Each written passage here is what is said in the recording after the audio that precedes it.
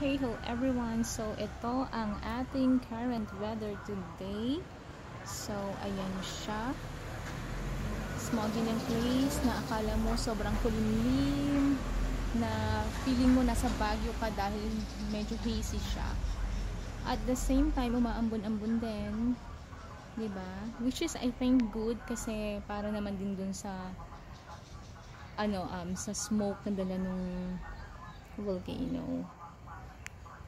Diba? So, actually, kung titingnan natin, maaraw siya dapat kasi natatakpan ng ulap or ng smog yung araw. Kung makikita nyo, ayan siya, oh. So, ganyan siya dapat katirik yung araw ngayon. Pero dahil nasa smog na nare-receive natin galing sa Bulkang Taal right now, eto siya. Diba? Natatakpan yung araw. Maliwanag sana ngayon, oh. Siguro mainit na mainit. Ayan, oh. Pero of course, dahil umuulan na rin at umaambon, ayan na siya.